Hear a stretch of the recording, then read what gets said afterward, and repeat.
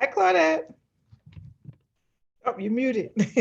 Hi, boss lady. Hello, hello. I just took a nap, and I was like, "Oh my gosh, I gotta get on." Oh, yep. Time to get on. Hello, everybody. Yay, we're back together again. Some new faces. Yay, it's been a while. I know. It's been a while. Everybody pops on. How's everybody Hi. doing tonight? How's everybody doing? Hello, everyone. Hey. Hello. Hi. Oh, hello. Hello, hello, hello. Hello. Hi. Hi. Hello. Amanda, Samu, how you Hi. doing? Hello. Hello. Hello. How's everybody? Hello. Hi, Felix. I'm Malaysia. Okay. Hi. Okay, nice. Exciting. Yes, Exciting. I'm excited. I'm excited to dive into this book with you all. So I know some of you have been reading it already, right? Some of you Yeah. probably past the first chapter, but that's okay. Hi, Gloria. Hello. How are you? Good. All right. Wait a few minutes for people to pop in. Hey, Stephanie. Hey. Camera on today. How you doing? Good, how are you? Good. Hey, Oh, Hello. Peace and harmony.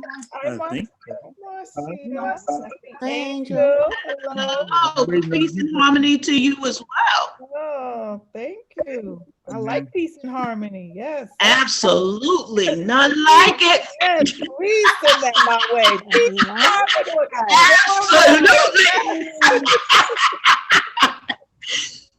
Yes, please. Thank you. And same to you. Peace and harmony. Oh, I'll yes. receive it and I'll send it right Oh, back. this my phone or yours? Harmony. Okay. Good afternoon, everyone. I'm listening in the background. All right. Hi, Badney. Yes, hello. Hi, Danielle. Hi, everyone. Hey, Hello. Hi, hello. Miranda. Hello. All right. Hi, Daniel. You need to change your name, Rebel. Hello. I don't remember your name. Is it Well, it's Zachary. Gregory? It is Okay, I said Gregory. Zachary. Yeah, Okay. yeah. Hey, everyone. I don't know if I have Lorraine's phone or mine. Hi. Oops. So she has to fix it for you. Hi, Olenga. Alicia. Hello, Edith. Hello. Hello, Okay. Tamika. Good evening. Sharika. The book club. All right. I see some new names. Yeah. Old names. Betty. She's been with us. Hey, Chantel. I see you Hi. over there. Hi, Chantel. Hi.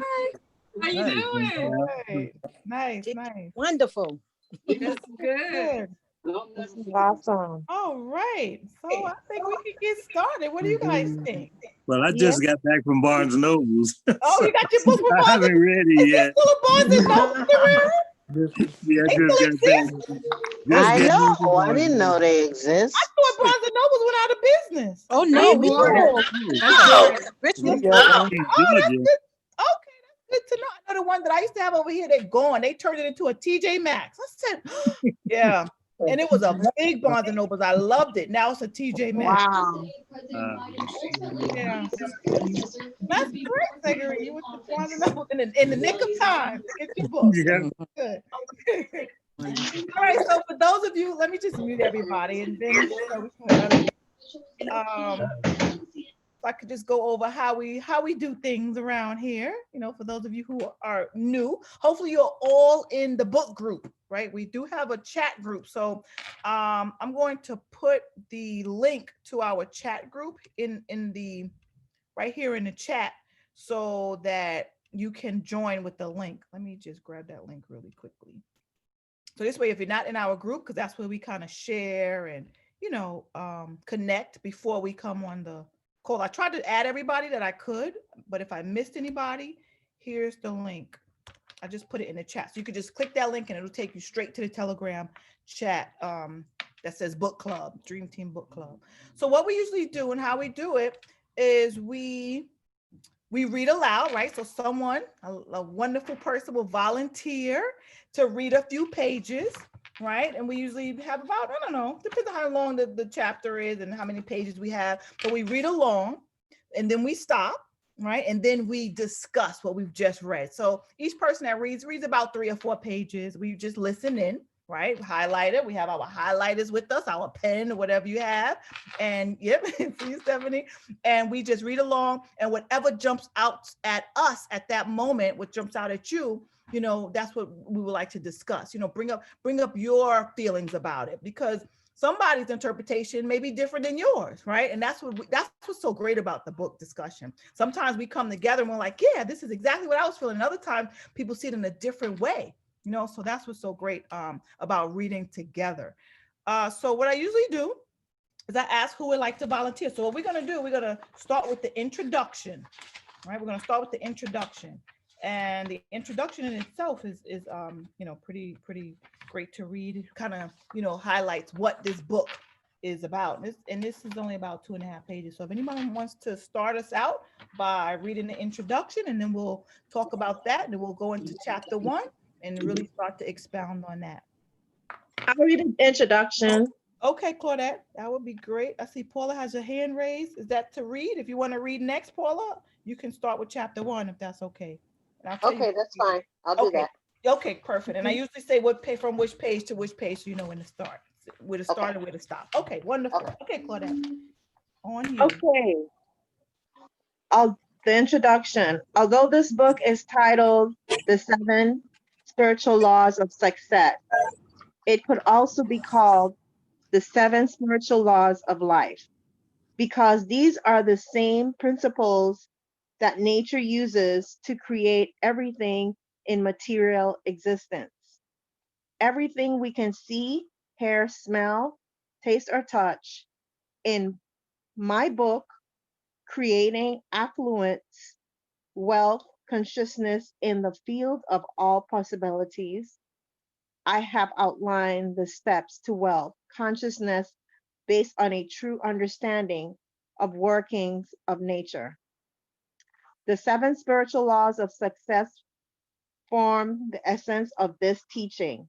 When this knowledge is incorporated in your consciousness, it will give you the ability to create unlimited wealth with effortless ease and to experience success in every endeavor.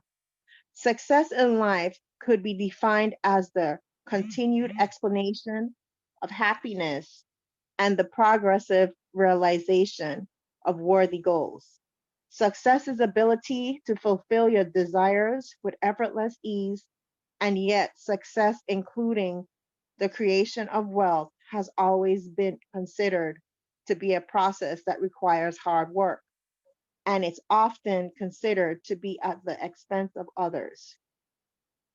We need a more spiritual approach to success and to affluence, which is the abundant flow of all good things to you. With the knowledge and practice of spiritual law, we put ourselves in harmony with nature and create with carefulness, joy, and love. There are many aspects to success. Material wealth is only one component. Moreover, success is a journey, not a destination. Material abundance in all its expressions happens to be one of those things that makes the journey more enjoyable. But success also includes good health, energy, and enthusiasm for life, fulfilling relationships, creative freedom, emotional and psychological stability, a sense of well-being and peace of mind. Even with the experience of all these things, we will remain unfulfilled unless we nurture the seeds of divinity inside us. In reality, we are divinity in disguise, and the gods and goddesses in embryo that are contained within us seek to be fully materialized. True success is therefore the experience of the miraculous.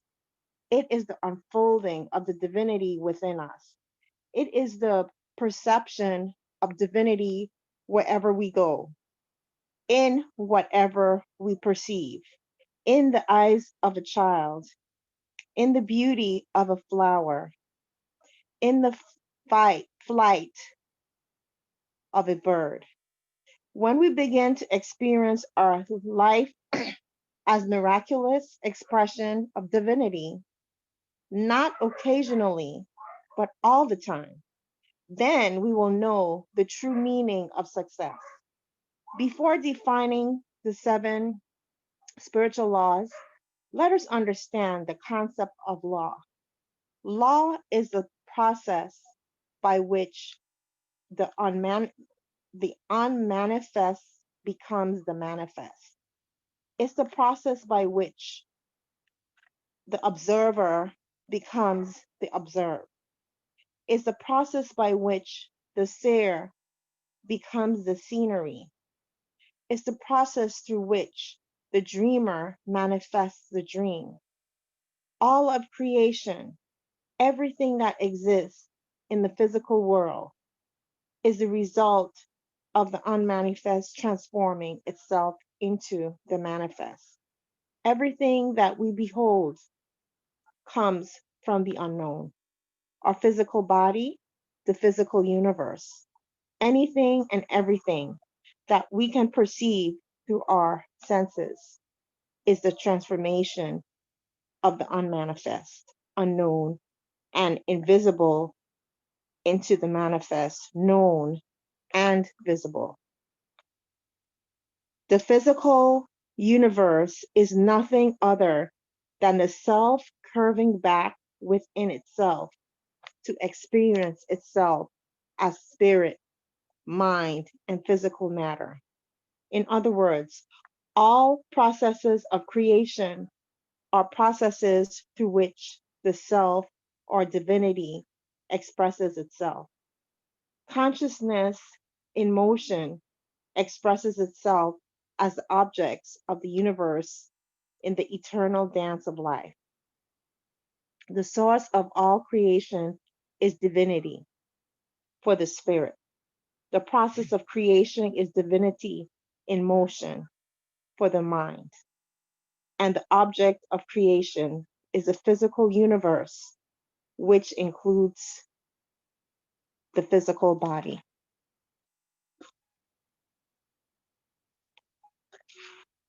I think there's one, you don't see the part that says these 3 components of real. Oh, there's more. I forgot. Oh, I have the printout. Sorry. These 3 components of reality, spirit, mind, and body, or observer, the process of observing and the observed, are are essentially the same thing. They all come from the same place, the field of pure potentiality, which is purely unmanifest. The physical laws of the universe, and actually this whole process of divinity in motion, or consciousness in motion.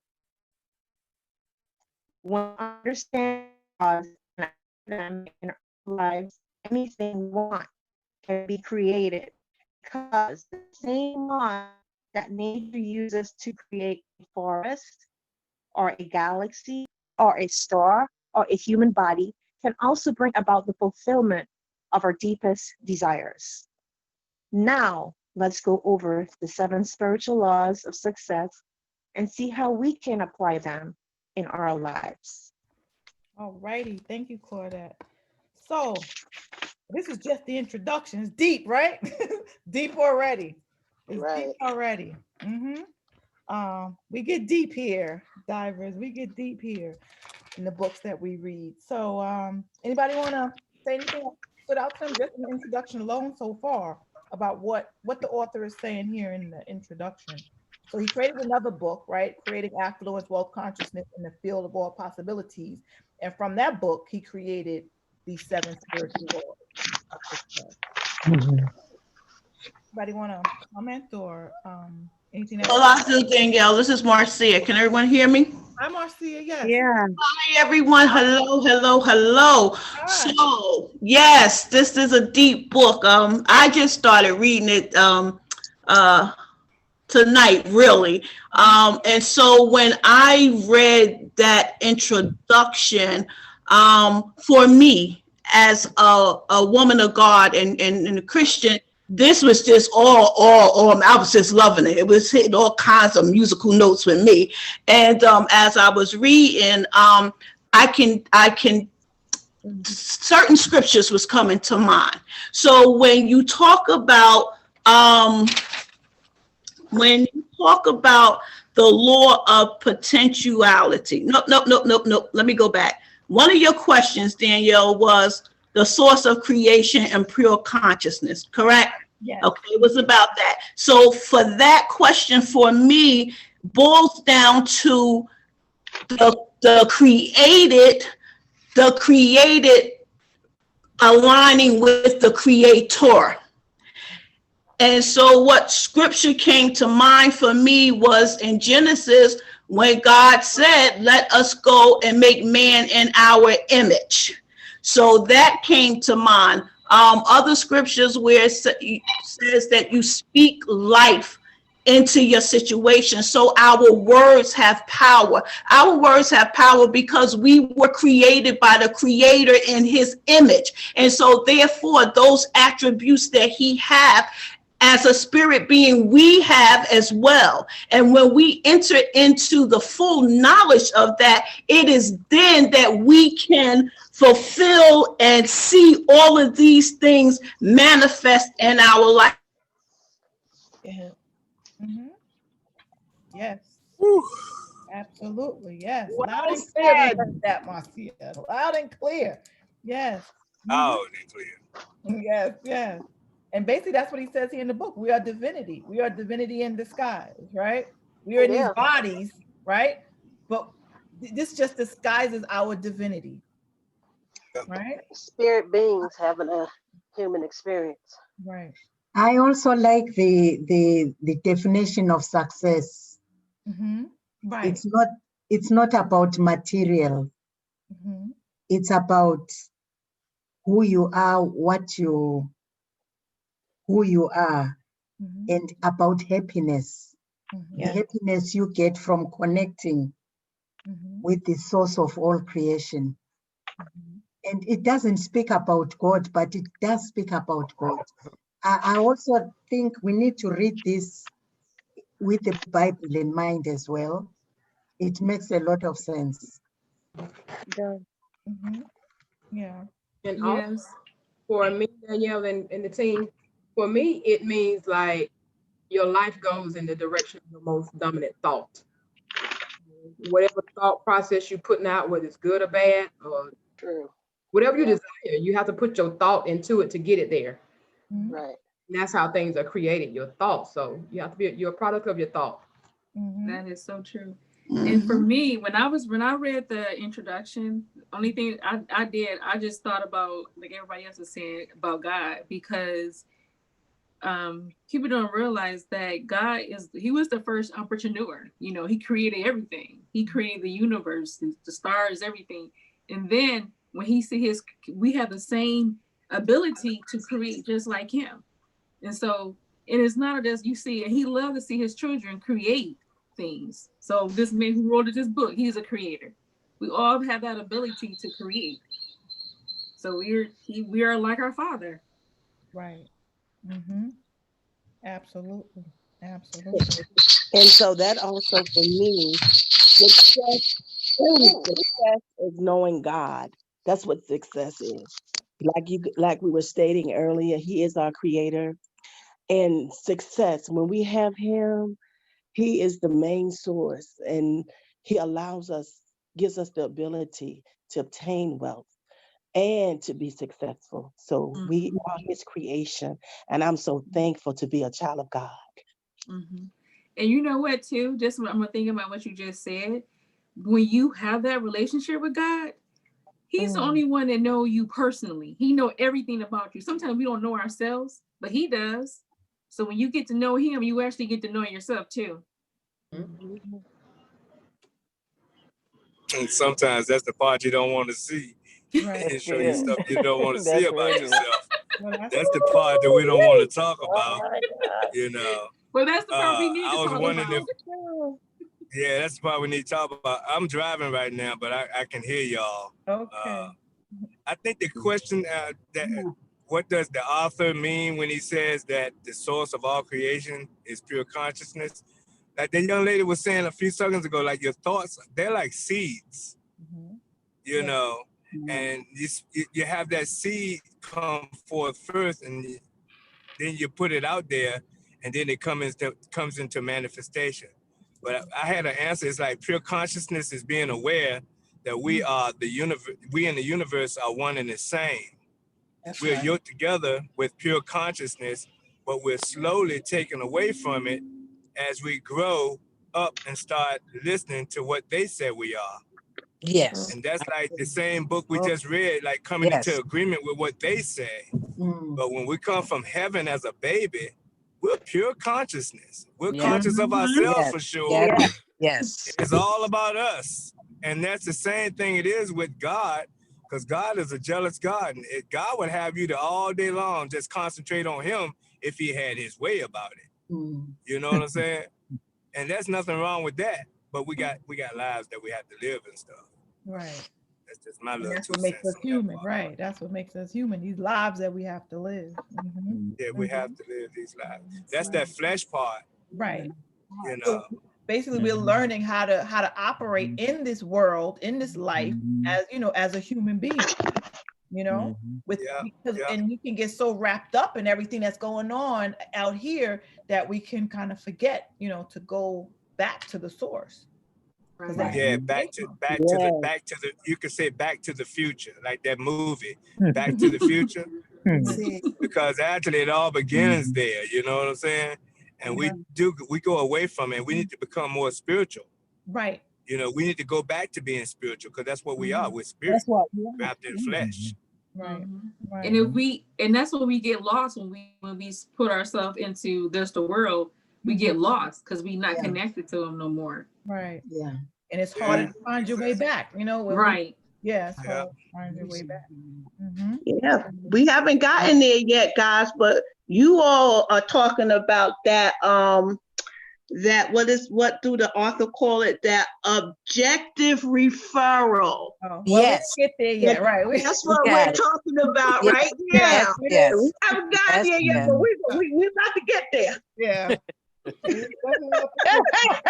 Yeah. I'm like the kid in the candy store.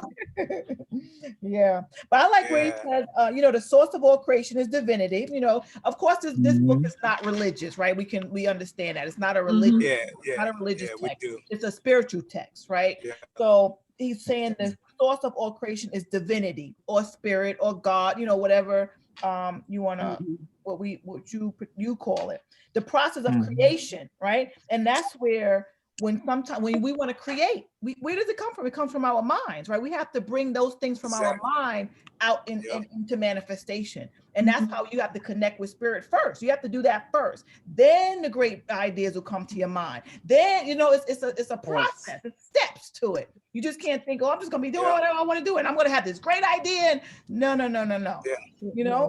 That's not how it works, right? And then the object of creation is the physicality of that process that you started, which is, he says, the physical body. He's talking about, of course, creation of when God created man, but we can talk about when we create something of our own and it comes into fruition, right? And those are the steps. Yeah. Those are the steps. Yeah. Right. Yeah. And then I used to talk about how, a person has an idea, they want to invent something.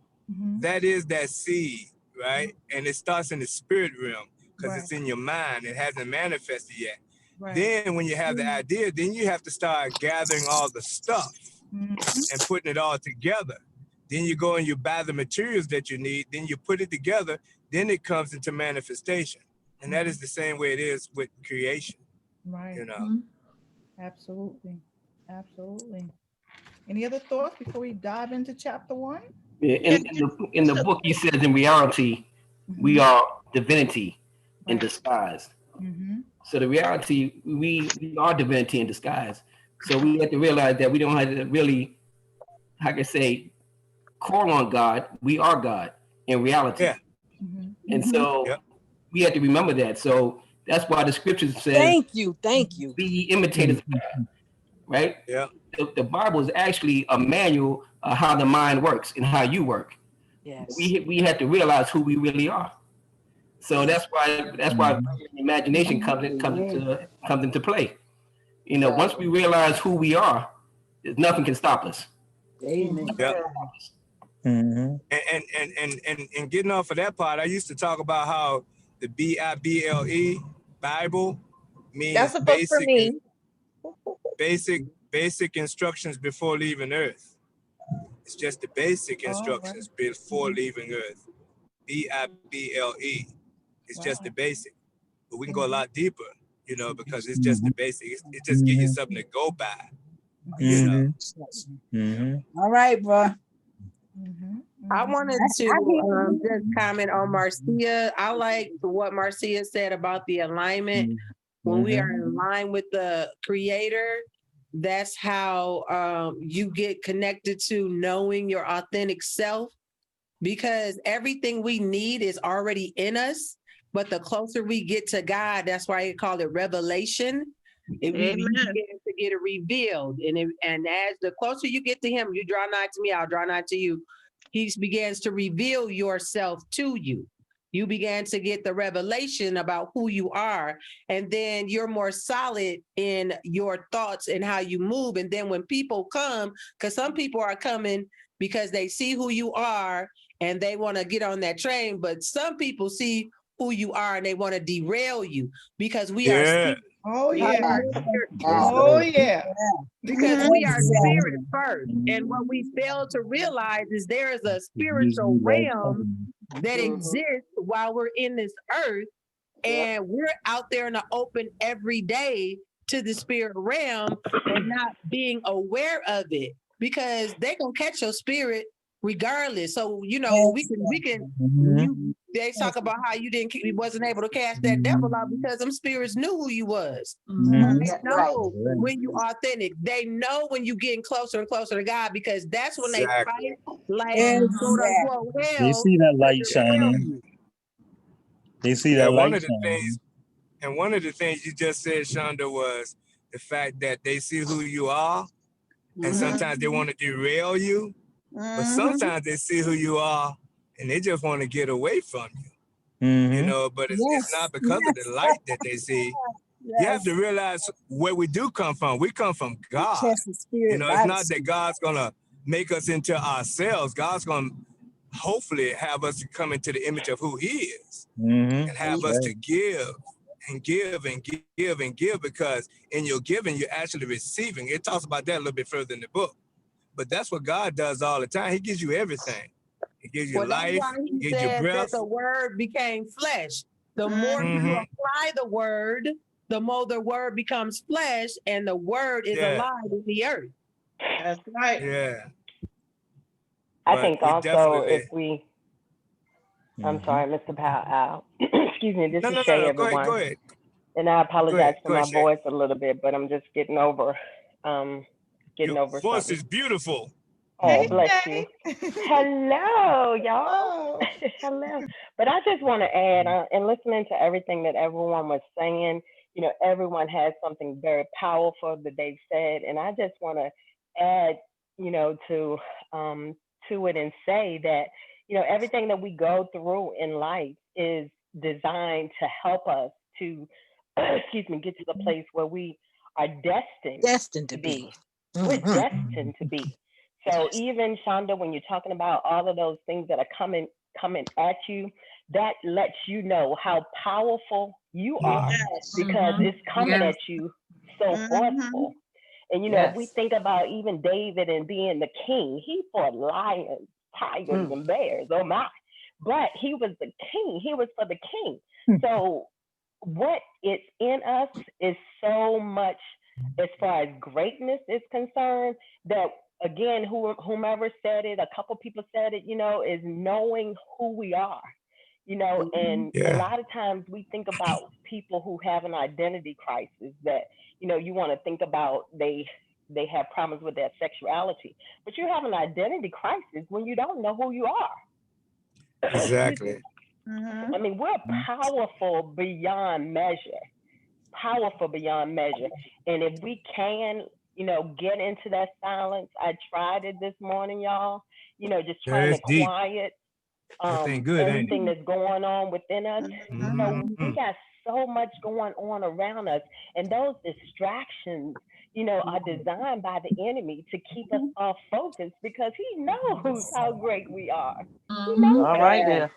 there. Yes. So remember that we are kings and queens, y'all, and we are powerful beyond measure. And if each and every day we don't think more highly of ourselves than we ought, and we allow the Holy Spirit to lead and guide us, he said that he won't have us ignorant. Amen. He won't have us That's ignorant. right. Amen. So, excuse me. No, So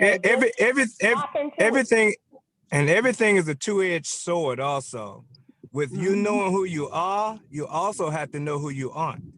Because remember in the book where it talks about the 7 brothers of Sceva, and they thought they was more than what they thought they were, and they got tore from the flow up because they thought they was more. They was just trying to imitate and be religious and trying to do what they saw Paul do and Jesus do. But they didn't have no power. They were just trying to of ourselves than we are, then we're allowing that Spirit of God to guide us. Exactly, the Holy Spirit. So, yes. Yeah. So you definitely have to know. You have to know where you are and know who you are. And you have to walk in that power every day. Yeah. Just put it down and pick it up. That's why it's important to have that connection with God, because he'll let you know who you are and what you can do, because some things you might not be able to do, but with that Holy Spirit, you can do it. Yeah. And that's what I was saying. It's a two-edged sword. Yep. He'll let you know who you are, and he will let you know who you aren't too. When you say that, Al, it just makes me think of ego getting in the way, Yes. You're right. Ego does. Right, that's what I'm thinking. That ego getting in the way of, I'm more than, so. Hey, Danielle, you that's already definitely going not God. ahead. God don't like no ego. Yeah. And that's why you have to definitely know. Yeah. Oh yeah, ego definitely can be dangerous, but you definitely have to know. You know what I'm saying? Knowledge is power. Oh, wait, the use of knowledge is power. Applied knowledge is power.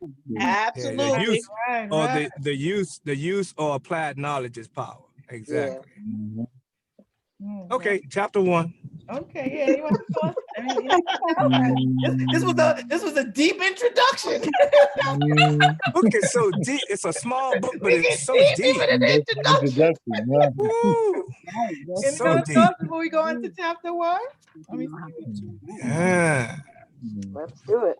I'm just getting home. Got anything to add? Let us know. All comments, thoughts are welcome here. It's open forum. I like to say this though. I listened to that book about three times already. Okay. That book is short. It's short, but it is deep. I mean, it is so deep, and it actually goes back and connects to the other books that we read. Yeah. It is so amazing. Yeah. So this thing it's being led by God because all of these things are connected. These are my and I think it's so amazing. Yeah. Absolutely. Okay. That's when we know God is talking, when you have all of this confirmation. Right. We could be reading anything right about now, but I'm just being led to read these types of books with us. Well, you're being led right, that's for sure. Where we need to be right now. I'm right there with you too. Wonderful. Who said they were going to read? Who had their hand up? I did. Paula, right? Paula, I see yours, Phyllis, so you'll be next. So. Oh, okay. Yeah, I think. Okay, Paula. So Paula, you'll read. I don't know. Do you have the book or do you have a printout? I know some people have a printout. I know. I have it on my laptop. Okay, so I don't know if it's the same page number. So mine goes up to page 15. The chapter ends at page 15 where it says practice in silence periodically as it is convenient to you is one way to experience the law of pure potentiality. Did yours end there on page 15? Let's see here. No, yeah. I gotta go find a book. So it's about 4 pages that you read. Mm. And then Phyllis, you can finish up when she's done. I can't tell on this laptop. Okay, so I'll just say okay. I'll just stop you when it's Okay. that point. Okay, all right. You can go. You can start chapter 1. Okay. The chapter 1, the law of pure potentiality. The source of all creation is pure consciousness. Pure potentiality seeking expression from the unmanifest to the manifest. And when we realize that our true self is one of pure potentiality, we align with the power that manifests everything in the universe. In the beginning, there was neither existence nor non-existence. All this world was unmanifest energy. The one breathed without breath. By its own power, nothing else was there.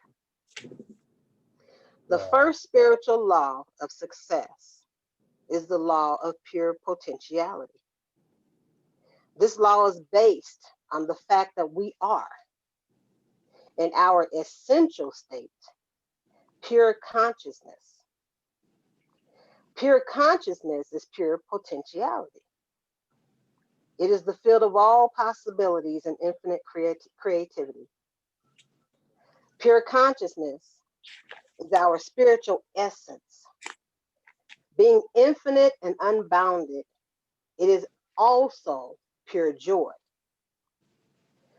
Other attributes of consciousness are pure knowledge, infinite silence, perfect balance, invincibility, simplicity, and bliss.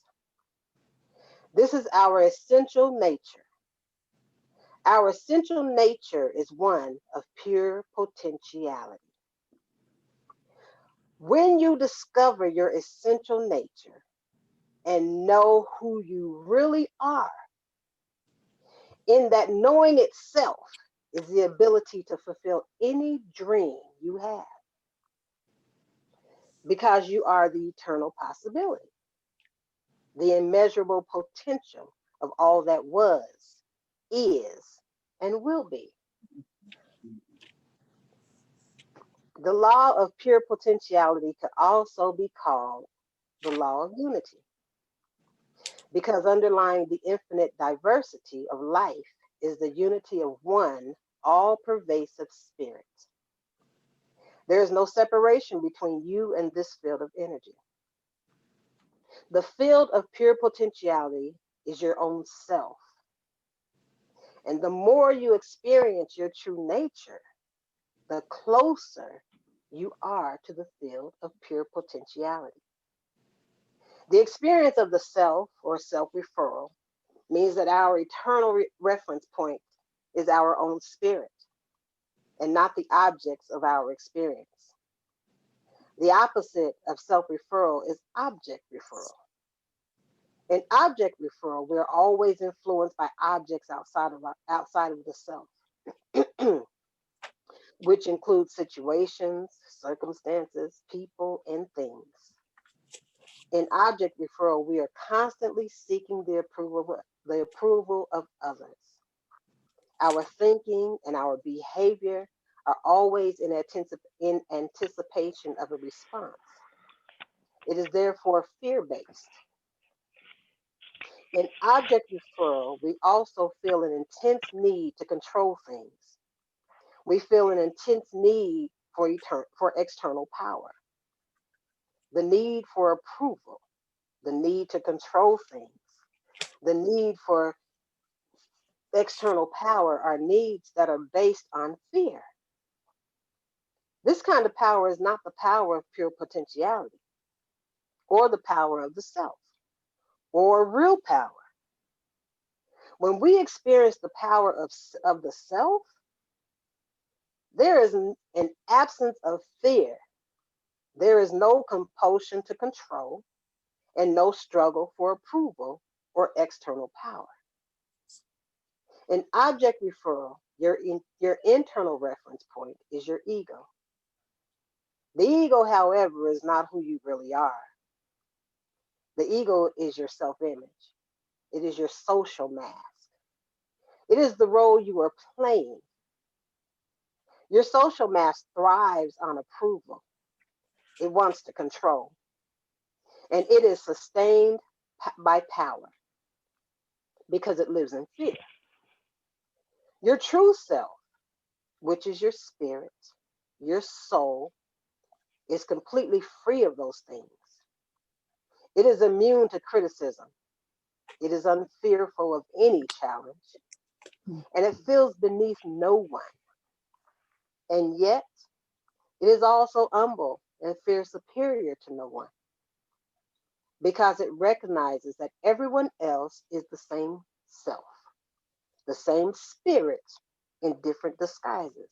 Exactly. If we could just all get that right there, the world would be a much better place, right? Whew. That's the essential difference between object referral and self-referral. In self-referral, you experience your true being, which is unfearful of any challenge, has respect for all people, and feels beneath no one. Self-power is therefore true power. Power based on object referral, however, is false power. Being ego-based power, it lasts only as long as the object of reference is there. If you have a certain title, if you're the president of the country or the chairman of a corporation, or if you have a lot of money, the power you enjoy goes with the title, with the job, with the money. Ego-based power will only last as long as those things last. As soon as the title, the job, the money go away, so does the power. Okay? Self-power, on the other hand, is permanent because it is based on the knowledge of the self. And there are certain characteristics of self-power. It draws people to you. It also draws things that you want to you. It magnetizes people, situations, and circumstances to support your desires. This is also called support from the laws of nature. It is the support of divinity. It is the support that comes from being in the state of grace. Your power is such that you enjoy a bond with people, and people enjoy a bond with you. Your power is that of bonding, a bonding that comes from true love. How can we apply the law of pure potentiality, the field of all possibilities, to our lives? If you want to enjoy the benefits of the field of pure potentiality, if you want to make full use of the creativity which is inherent in pure consciousness, then you have to have access to it. One way to access the field is through the daily practice of silence, meditation, and non-judgment. Spending time in nature will also give you access to the qualities inherent in the field: infinite creativity, freedom, and bliss. Practicing silence means making a commitment to take a certain amount of time to simply be. Experiencing silence means periodically withdrawing from the activity of speech. It also means periodically withdrawing from such activities as watching television, listening to the radio, or reading a book. If you never give yourself the opportunity to experience silence, this creates turbulence in your internal dialogue. Set aside a little time every once in a while to experience silence. or Yes. simply make a commitment to maintain silence for a certain period each day. You could do it for 2 hours, or if that seems a lot, do it for an hour period, for a 1 hour period, sorry. And every once in a while, experience silence for an extended period of time, such as a full day or 2 days or even a whole week. What happens when you go into this experience of silence? Initially, your internal dialogue becomes even more turbulent. Yep. You feel an intense need to say things. I've known people who go absolutely crazy the first day or two when they commit themselves to an extended period of silence. A sense of urgency and anxiety suddenly comes over them. But as they stay with the experience, their internal dialogue begins to quieten. And soon the silence becomes profound. This is because after a while, the mind gives up. It realizes there's no point in going around and around if you, the self, the spirit, the choice maker, are not going to speak, period. Then as the internal dialogue quietens, you begin to experience the stillness of the field of pure potentiality. Practicing silence periodically as it is convenient to you is one way to experience the law of pure potentiality. Spending time each day in meditation is another. Ideally, you should meditate at least 30 minutes in the morning and 30 minutes in the evening.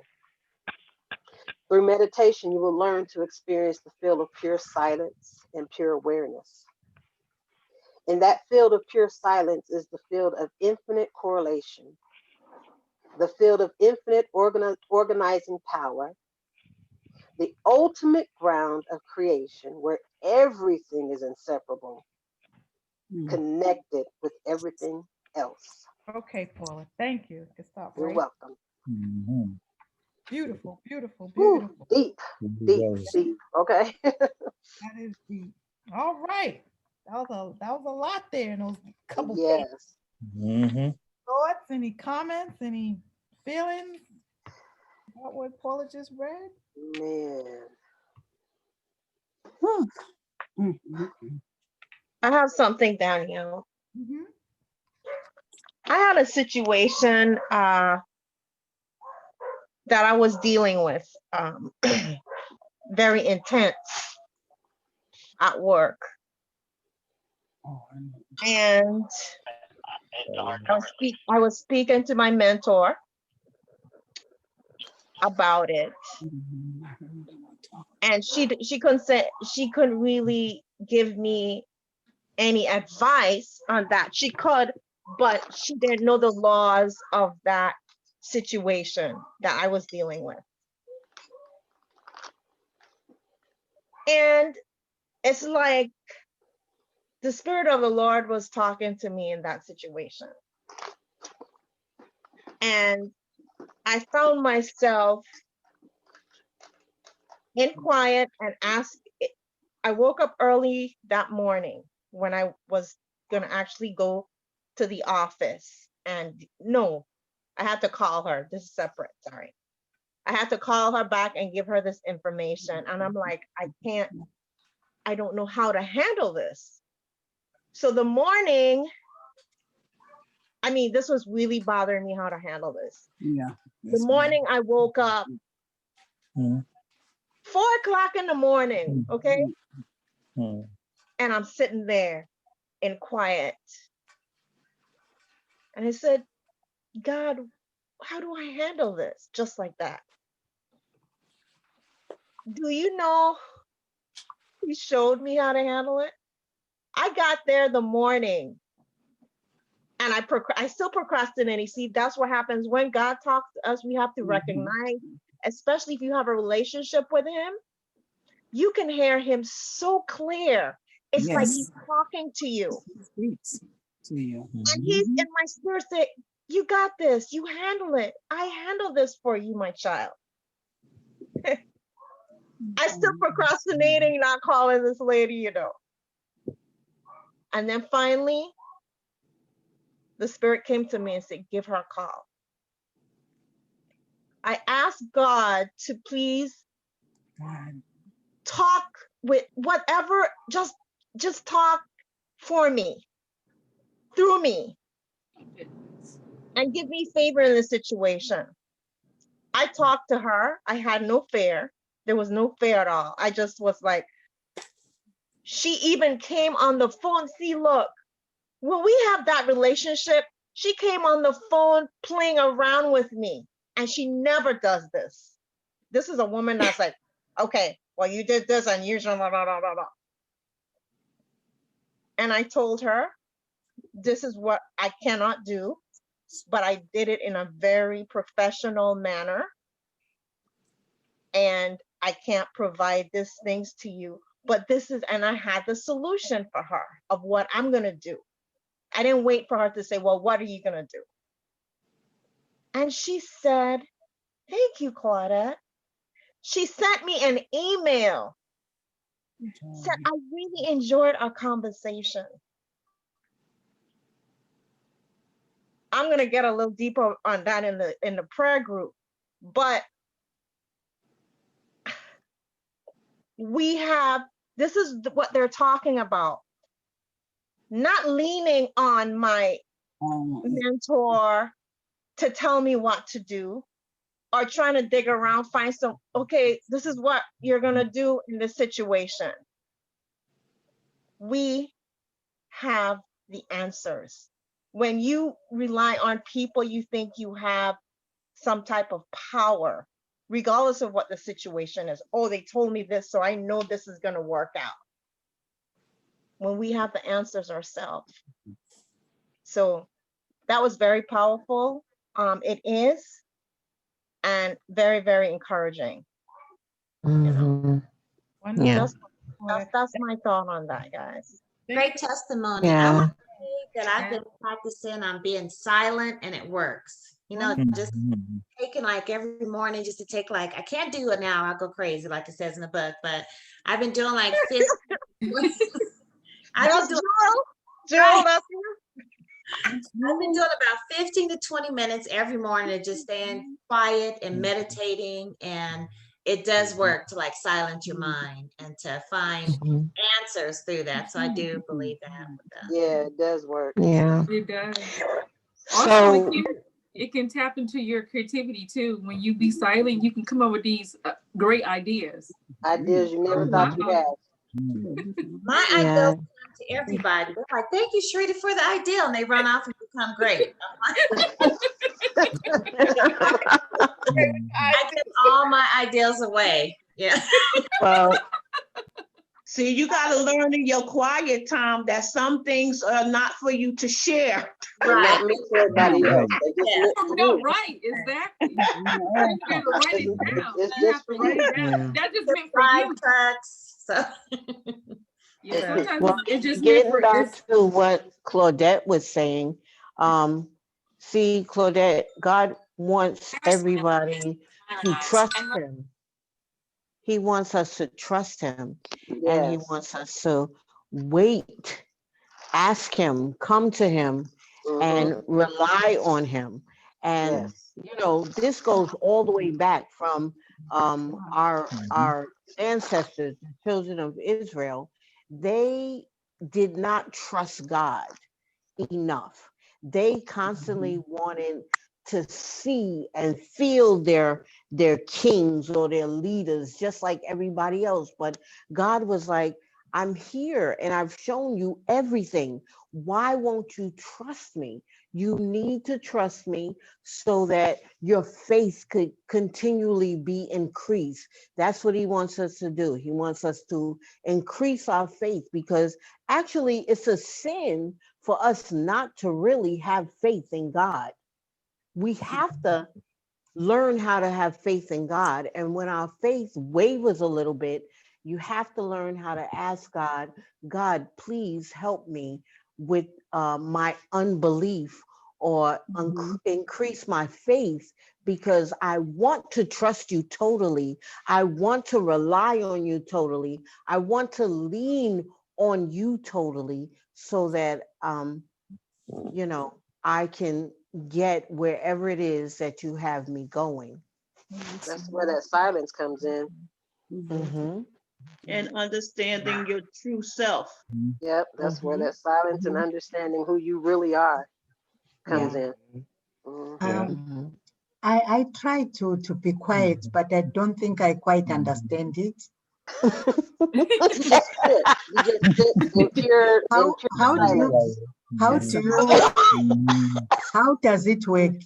You clear your mind, or what Well, does you it really mean? may I answer that? Yes. Your mind is going to do what your mind is geared to do when you learn how to sit in silence. I'm gonna do another job testimony. When I started at the job I'm on now, I had a wonderful supervisor. She said, okay, after she gave me the basics of the job or whatever, she said, you're going to sit for a year and you're going to think about what you're thinking about. I looked at her almost like she was crazy. Like, can I answer the phone or something? No, you're just going to sit. And she made me sit. She did. She made me sit and think about what I was thinking about. And I couldn't see the benefit of it. But as I went through it, I understood what she was saying. She needed to bring my vibration down, because all of my jobs was about quantity over quality. And so it was busy, busy, busy all the time. No time to rest, no time to take a break or anything like that. And so now I'm in a job where I needed to force myself to come out of that mentality of busyness, because it was not going to benefit the job that I am in currently. And as a result of sitting for that period of time and actually having to deal with my thoughts and not having having that of acting out on them or whatever, I am able to now do my job better as a result of that, because now I know when my vibrations are too high and I need to lower them. That means I need to sit and be quiet. Too much is going on. It's getting too distracted. You need to come back to yourself. So God has his way of pulling me back in. And because of that period that I had with her, I now can recognize that. So when you start off, if it's a little bit of time, like the book suggests, and as you get into it more and more, you'll start to recognize when you're vibrating too high, and you need to quiet yourself and quiet your spirit so that you can hear your spirit, hear from your spirit, and hear what you need to hear to move forward. Yeah. Good. Thank you for that, Monica. All right. So, Angel has her hand up. She's had her hand up for a while. She wants to. Oh, yeah. Oh. Let's recognize her. Hi. I didn't want to speak over anyone. I like what everybody said.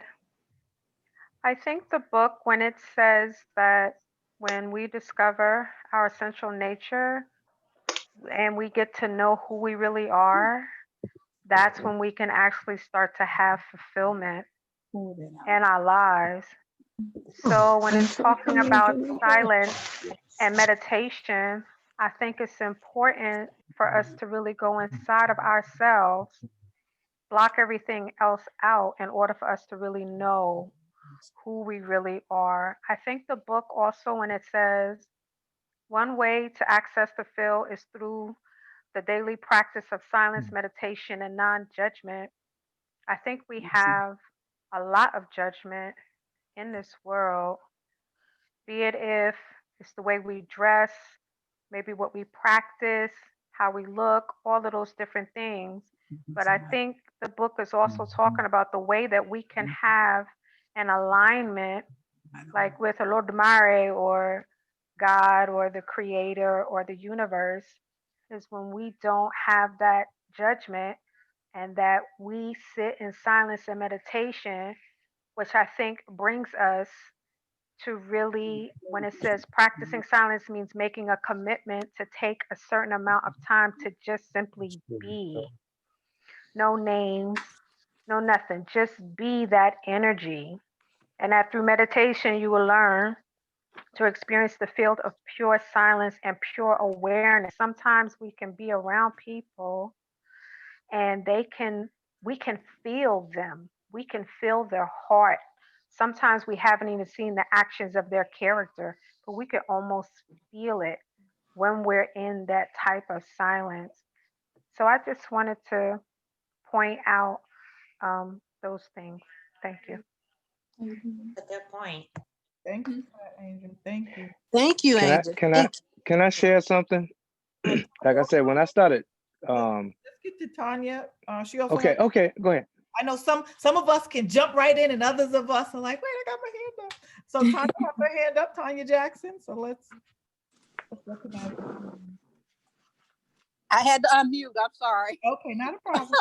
Thank you. One thing I wanted to interject there is that there's a scripture in the Bible that says, quietness is your strength.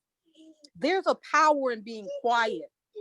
I say today, primarily, a little issue I have sometimes with young people, but adults as well, is they talk too much.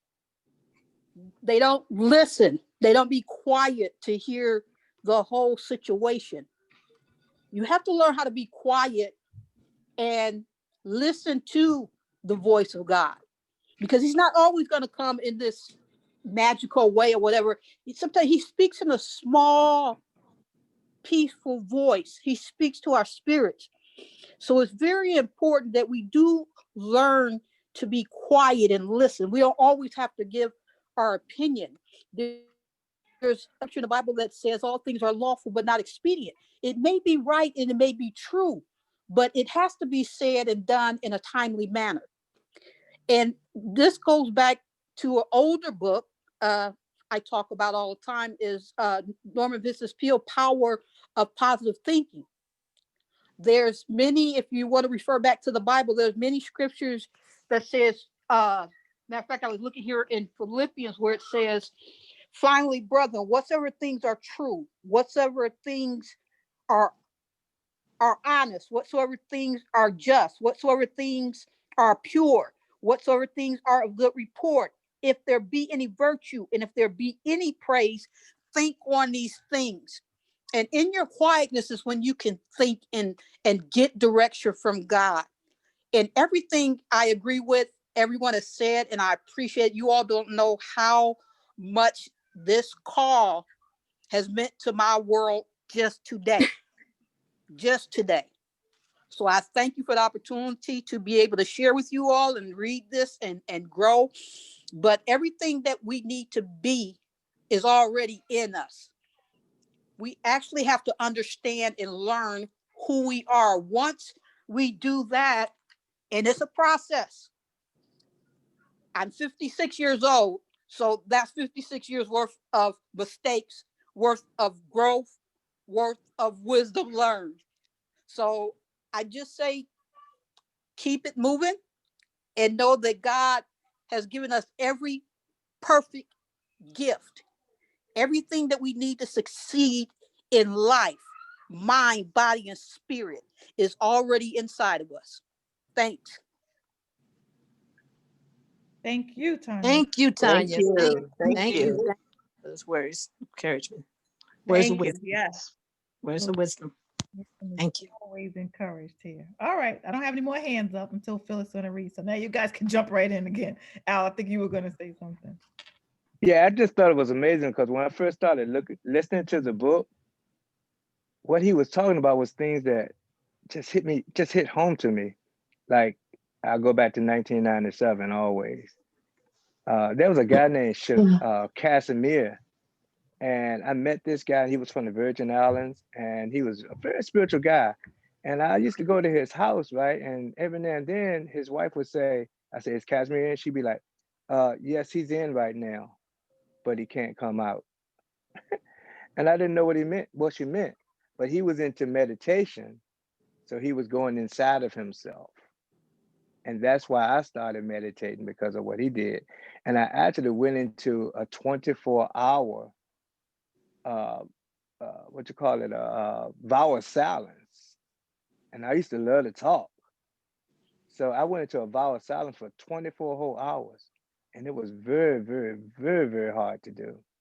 You know, you was around people, but you just stayed within yourself. And when it got to like 23 hours and 45 minutes or whatnot, I had my tablet with me. I was writing stuff down to people. And when it came to actually the 24th hour and to be liberated from not speaking, it was absolutely amazing. So when he talked about doing that, and that same night, I actually went into starting to be silent. And I went 30 minutes easy.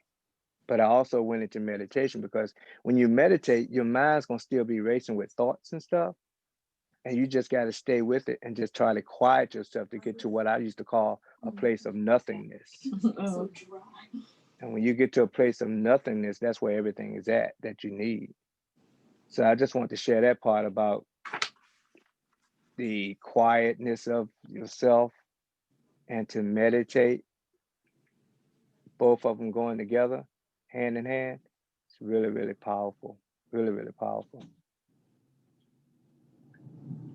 I guess that's why a lot of spiritual leaders, you know, they go up in the mountains, or they go, you know, they stay out in nature, you know, days, weeks, you know, at a time to connect, because it's hard to do that around people, you know. But yeah.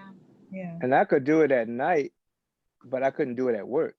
Right. Because, you know, I got people messing with me and stuff. But I just happened the next day go to a place where I had to sit and wait for about 2 hours, and there was some woods that was there. Perfect. And I started looking up into the woods, and I started looking down, and it was a hole that had a lot of water in it, and was frozen water. And I just was looking down into the water, talking to somebody. And then I looked down deep into the water, and there was like little tadpoles swimming under the ice. And I was like, wow, that's nature. And that's what he was talking about, becoming one with nature. And I saw a little turtle swimming up under the water. And I was talking to my niece and says, most of the time, we as grown-ups now, we always wearing shoes. We never take our shoes off to connect with the earth. And the earth is actually what heals us and pulls all of this nasty stuff out of us. We don't do it. We always got shoes on. Now, some people do, but most of us just don't. Right. You know, and I think we need to make these connections. That's what he's talking about, getting back to nature so it can pull, so we can become one with, you know, the universe. And very powerful book, very powerful book. Absolutely, Al. And some of that not wearing your shoes is that domestication. Just wanted to add that. Exactly. They taught us that, didn't they? Yeah. And we came into agreement with it. Yes. Little babies aren't born with shoes on. Don't like you. They do not like you. They start walking. They don't want to put on shoes. I mean, they might try to eat a shoe every now and then, but Well, tomorrow you show up with no shoes to work, okay? nah, I gotta do Stand in front of the yard. I gotta do steel toe boots because I work a very dangerous job. So But that walking in purity is on the ground with no shoes is really powerful. I remember back in many, many years ago when I had surgery on my feet, and when I wanted them to heal faster than they were healing. And I went to this older white lady at a health food store in New Jersey, and she said, the fastest way you're going to heal is wake up at 5 o'clock in the morning and walk barefoot on the dew, on the grass in the morning time. That will heal your feet. That will come through your feet and heal your feet, and not only the feet and your body.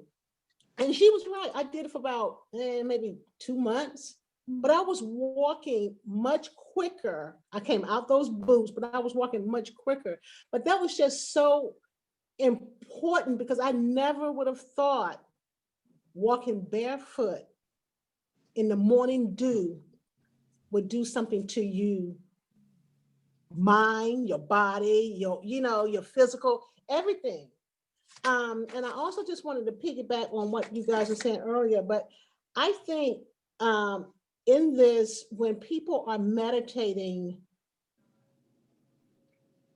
I think some people don't meditate because they don't want to go there. They don't want to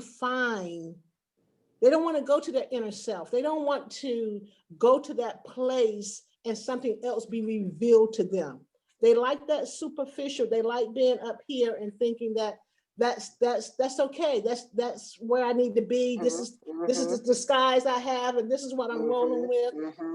And when you quiet yourself and you listen, because after a period of time, when you start meditating and you start hearing, like someone just else said, God doesn't always speak loud. You have to learn to hear the whispers. Yes. The whispers of God. Yes. And when you do that, that's for some, depending on where you are in life, that can help you or that can scare you because you're revealing who you are. And he may be revealing something to you that you just don't want to know. You don't want to admit. You don't want to go through that threshold. So you stay inside. You stay behind. You don't want to. You pretend like well that's not for me, or that's I can't do that. But you really are running. You're running away from it. You're running away from that inner self and working on that inner self. And I just think that's, meditation is key. Meditation is important. Meditation to get in tune with yourself, like to check out. It's okay to check out from people from time to time and check within yourself. You check and you go to work, you do this, you do for everybody else. But when is that time to check on you? Because nobody's going to check on you like you're going to check on you. True. You know what I'm saying? So I think this meditation piece, this was like so on point. So on point. Silence is powerful. You don't always have to speak.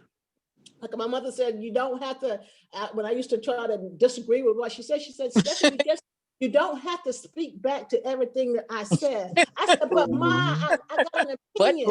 She said, but I'm not trying to hear your opinion. You need to listen to me. I said, but she said, but didn't I just tell you not to speak? You don't speak. Like, okay, but I don't want to hear it. Well, she said, but you might not like everything that I'm speaking to you, but trust and believe. Take that and put it up under your belt, and you will need it throughout your life. And I have done that, but good Lord, I just wanted to talk back. And she was like, she told me that she hit that table and told me that last time. I got it. So silence is powerful. Silence, it's okay to be silent and to listen. It's okay. Stephanie, the other part about that is it's actually hard to take that time to meditate and stuff. And that's what I was talking about the other day. It's not easy being spiritual. It's easy just to let your flesh do whatever it wants to do. You have to bring your flesh under subjection. You know what I'm saying? You got to stop it from wanting to eat that hamburger, or wanting to talk so much, or wanting to do this, wanting to do that. Just sit and be still. 5 minutes is hard. Now, like I said, I used to do it, so it was easy for me to go back. And I went 30 minutes when I first started. Now I'm up to an hour every night. And it's like, I really don't want to stop. I don't want to come back out. I want to stay within myself, but I know I got to go to sleep because I got to get up at 4:30 in the morning to go to work. You know what I'm saying? So I just want to piggyback off of what you were saying. It is. I have actually a testimony of being silent. And how when you be silent, like you say, I thought what you said, whisper, God whisper, sometimes it's not really loud and clear. Right. And so you have to really be quiet and listen. And so I was going through a lot of stuff back in 2019. I work at Blue Cross Blue Shield of Michigan, and I wanted to get out of this apartment because there was a lot of stuff going on. And it was one day, it was just a lot. It was a lot. The devil was attacking me, everything. And so God, I was just being quiet, and I started connecting, coming to God and just connecting, just being quiet and listening. And one day I was so ready to get out this apartment. And so one day God told me, it was on the weekend. He said, Chantel, and I heard him loud and clear, but it was a whisper. He was like, Chantel, when you go back to work Monday, I want you to pack all your stuff up because I'm about to move you into a new position. You about to leave. And I'm like, I told my friends. And I told my friend, I'm like, okay, I didn't apply for no position. I didn't apply for nothing. I didn't even see a job on there or anything. And so I'm like, okay. So when I went work Monday, I packed my stuff up, brought it home. And then I saw this position.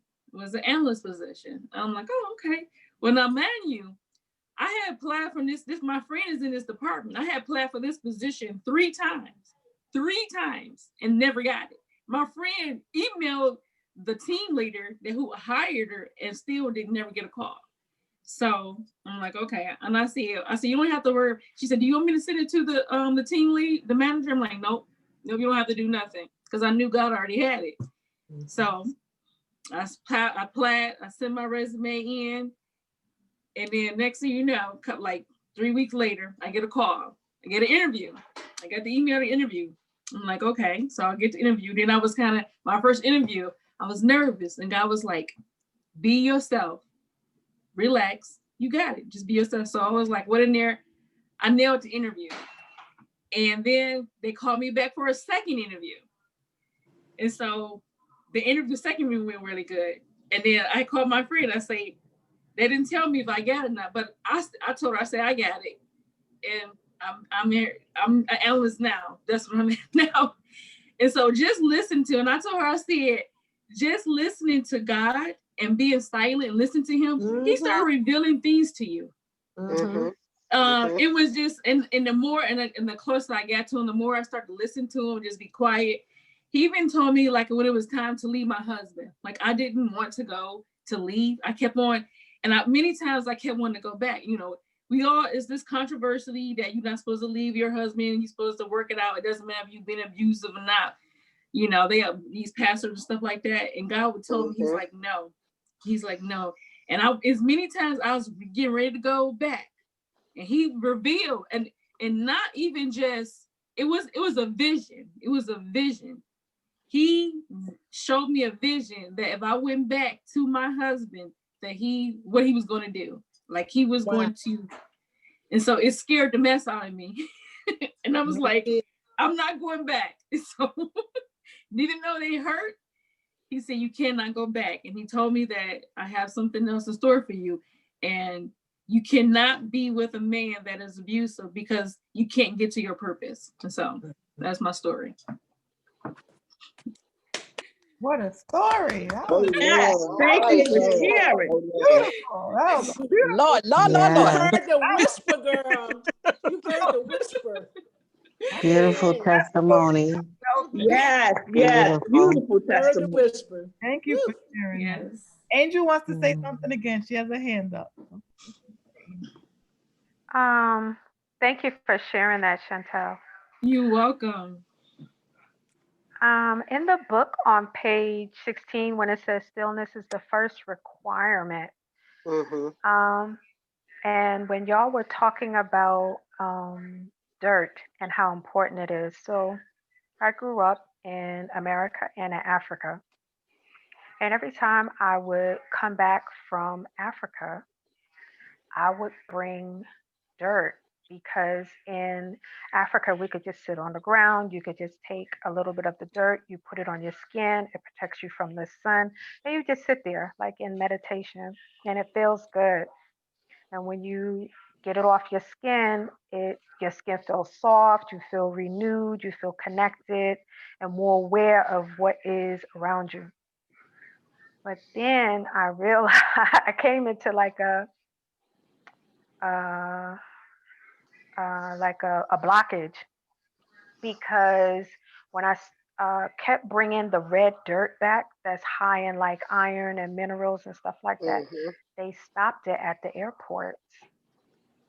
And I asked, like when I was in West Africa, I asked, well, how come I can't bring the red dirt back? I always bring it back.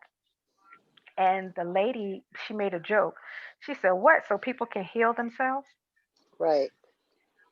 And I was like, whoa. Right. But Yeah, it's they- difficult now to bring back dirt from Africa here to America. So now I just bring a bunch of jeans, I put it in my pockets, put my jeans in my suitcase, and that's how I'm able to get dirt back here because it is very healing. And it's almost like it makes you be silent because you really can't think of much else when you're touching dirt. Hmm. Thank you. Nice. That's interesting. Yeah, it is. I love it. That is. Yes. I have a bunch of red dirt from North Carolina that I had a friend send me years ago, and it's still really moist. I had a woman who was in the ministry I was in who was dying, and she requested the Indian dirt because she would bake it and then eat it, and it would heal her. And so at this particular time, I had a young lady send me a bunch of it, and I still have some. I haven't played in it like I did when I first got it, but I'm going to after what Angela said, after what Angel said. Wow. Yeah. Guess we all got to take a trip to West Africa. Yes, get some dirt. Gotta get us some dirt. Get some You can red go down dirt. to North Cackalack and get some dirt, though. They used to sell dirt for people to eat, like Yeah. clay. Yeah. Yeah, I remember that. You can all come get it on my backyard. I'll We pay you hate for it. I'll Okay. pay you for it. Call Joseph. Is it red dirt though, Sarita, or just regular dirt? It's red. It's Yeah. No, it's red regular. dirt, and it's Yeah. totally different. I'm from They got- Milwaukee, Wisconsin. That's some different type of stuff. Really? So is it red Yes. clay? Is it red clay or is it red Yeah, dirt? it's like clay dirt. Yeah, it's clay dirt. Yep. Like in Yep. Georgia. They got that out west, like Colorado and places like that. Yeah, they Georgia. do in Georgia also, in Atlanta. Yes, Yeah. exactly. We need a list of where the dirt is. The red. You know what? That's why Just they can't get don't. buried in it. That's We all. need to find out if we have it. I never heard of it. Where's the red dirt? I Yeah, want you to can have get it in that. the. I We want to got have plenty of red dirt. Just Exposed. don't get That's buried why in we it. have exposed Yeah, just don't basements get buried in in it. Charlotte Mm-hmm. because you can't build underground with that dirt. Really? So you have like a 3-level house, but Yeah. you know it's the basement, but it's not. You know you can't go into a basement. Yeah, Yeah. Really? Wow. it's very rare to find that here because of the way that dirt is made up. Wow. It's like clay-like Wow. dirt. They used to sell that dirt. Yep. Wow. And it had like healing principles in it. I want some dirt. Me too, Danielle. I'm going to invite the family to Jamaica, where you could go to a place called Red Hills, where I have a property there, and you guys can just bathe in it. Really? Wow. Everybody's got red feet. All these people who walk with no shoes on, their toenails are red. Yeah. I know they used to say something when we was children. They were saying something about like if it's something and it hit the dirt, put it in your mouth and let it work. Right. If it dirt won't hurt. Where Something like dirt that. don't hurt. Right. Pick it up. Yeah. Yeah. Not that New York dirt. Not the New York dirt. Nah, don't mess with that. You know, Jersey City dirt. leave that you don't dirt alone. You don't know what's in that dirt. Pride, man. Come back to Jamaica, wherever you go, please. Don't mess with that New York dirt. That dirt, New York dirt will make you hurt. That's New York. Yeah, you don't know what I'm talking about. Oh, of course. So much longer. But please, I do want some dirt. All right, get off the dirt. I'm serious about that. All right, so let's anything else before we go to the last few pages of this chapter? We kind of skipped a little bit with this. You mentioned the dirt and the law of intention and desire. We didn't really get to this point. Let's leave it part now.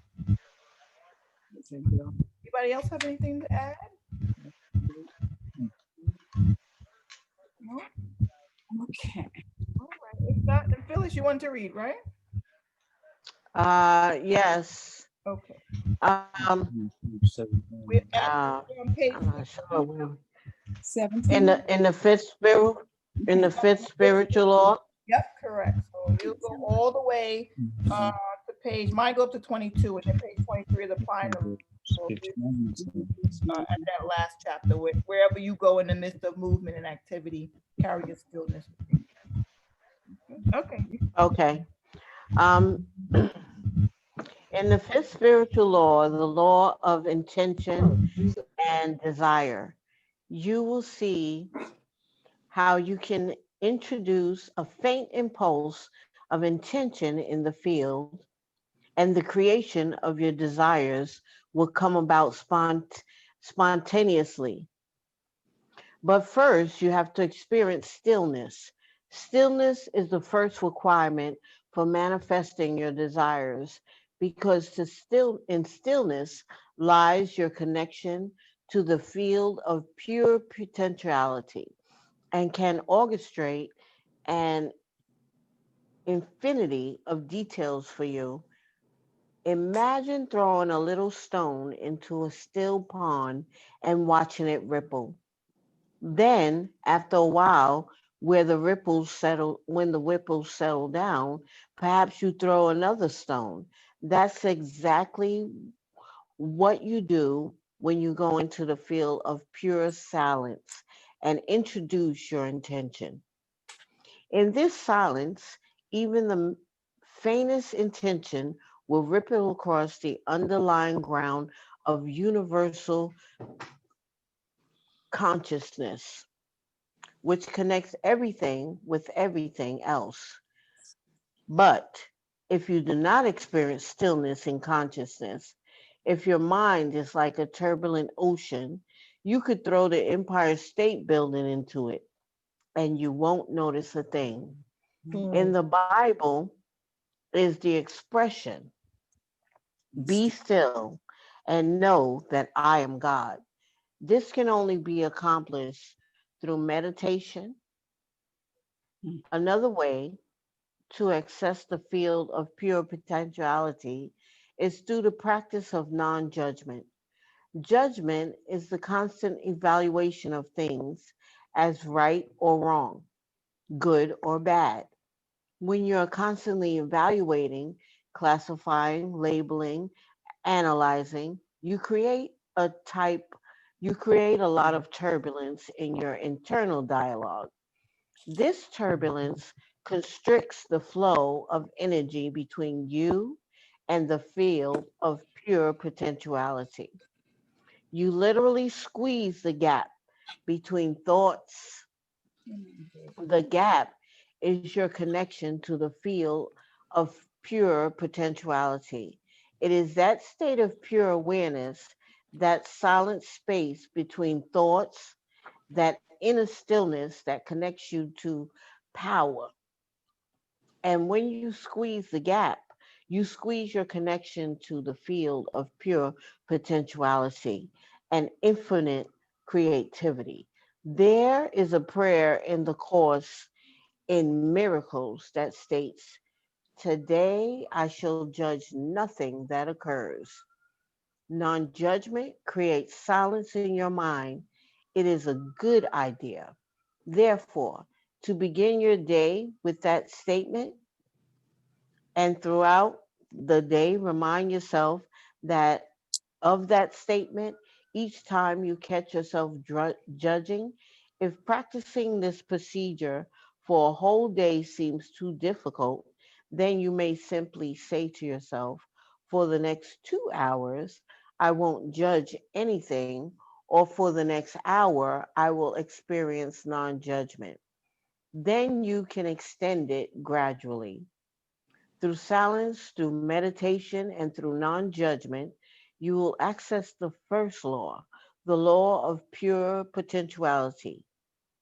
Once you start doing that, you can add a fourth component to this practice, and that is regularly spending time in direct communion with nature Spending time in nature enables you to sense the harmonious interaction of all the elements and forces of life and gives you a sense of unity with all of life, whether it be a stream, a forest, a mountain, a lake, or a seashore. I was going to say a seahorse. I'm sorry. I love magical things. Or the seashore, that connection with nature's intelligence will also help you access the field of pure potentiality. You must learn to get in touch with the innermost essence of your being. This true essence is beyond the ego. It is fearless. It is free. It is immune to criticism. It does not fear any challenge. It is beneath no one, superior to no one, and full of magic, mystery, and enchantment.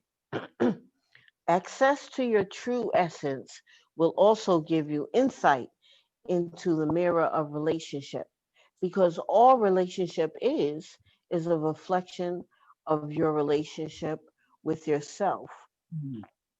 For example, if you have guilt, fear, and insecurity over money or success or anything else, then these are reflections of guilt, fear, and insecurity as basic aspects to your personality. No amount of money or success will solve these basic problems of existence. Only intimacy with the self will bring about true healing.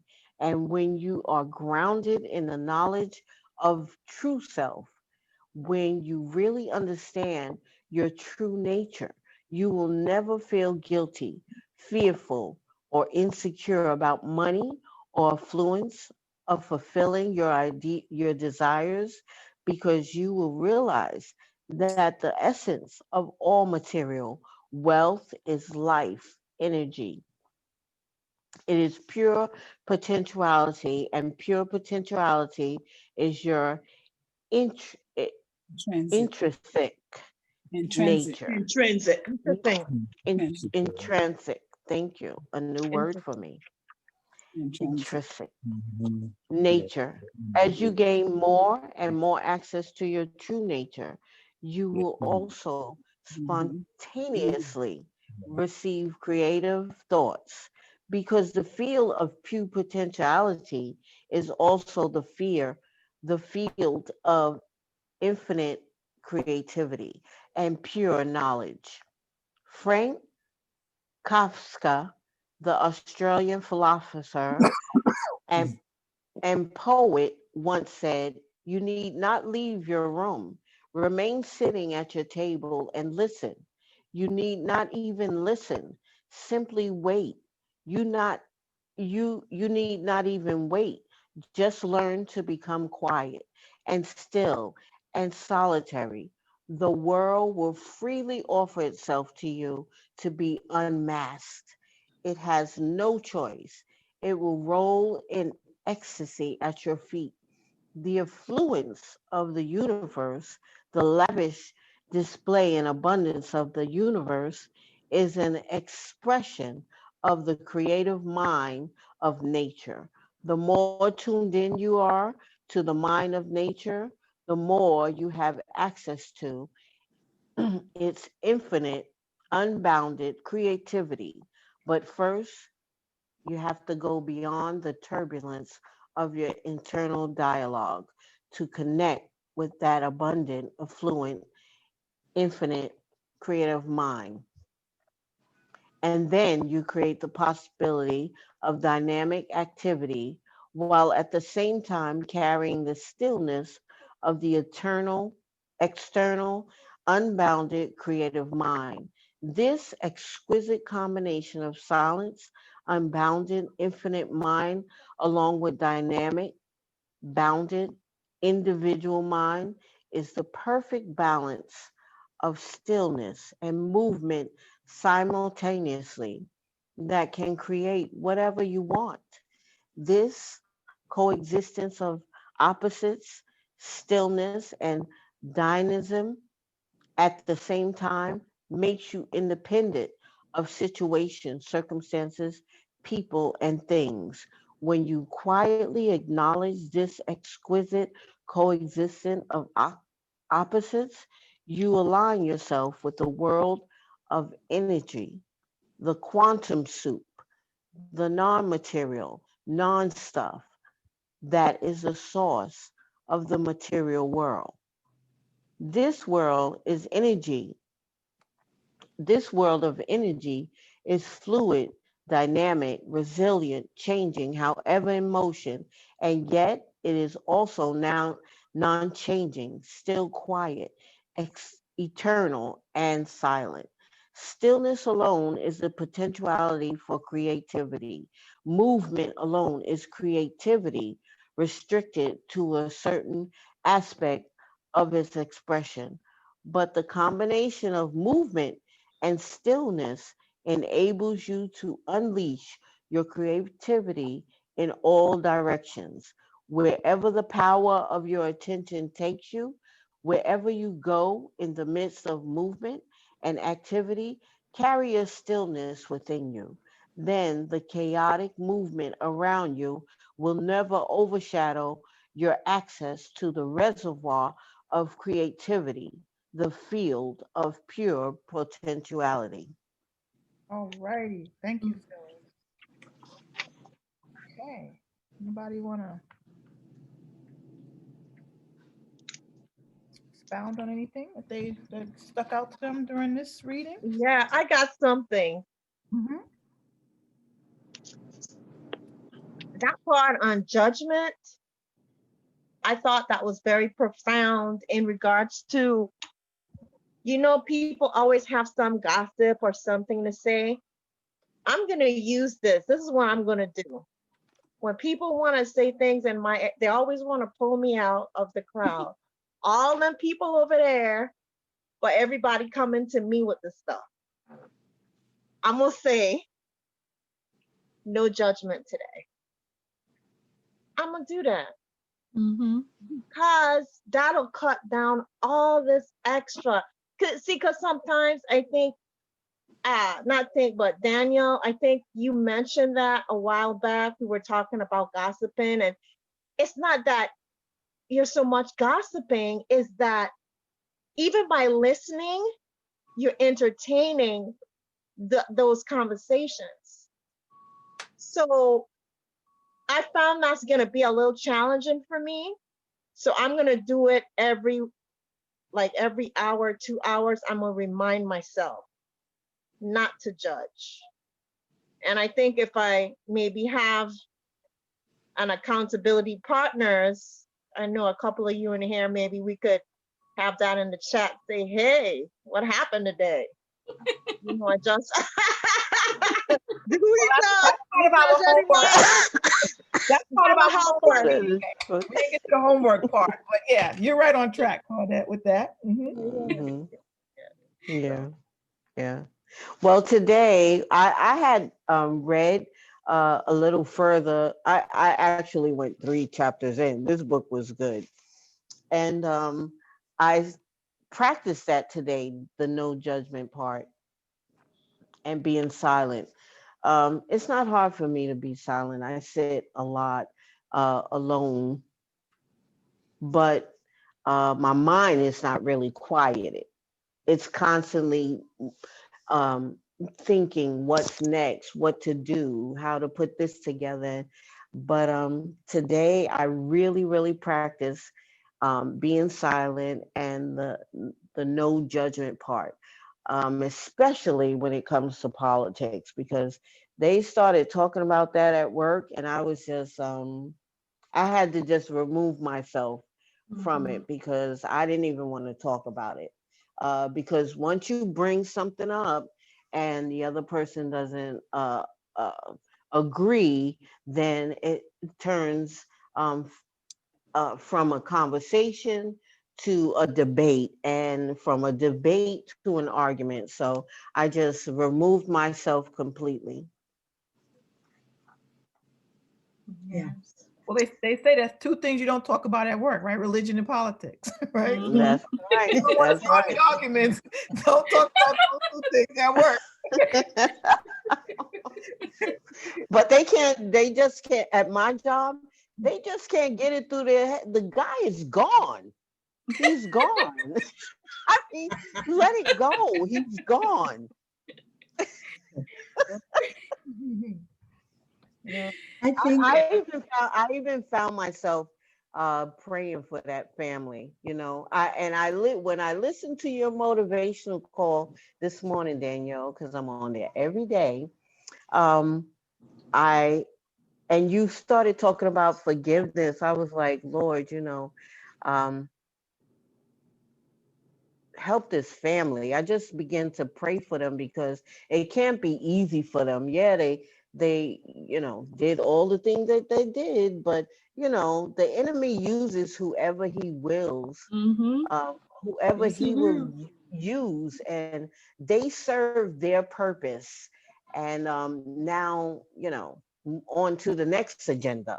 You know what I'm saying? But it's up to us to stay faithful and prayerful and watchful.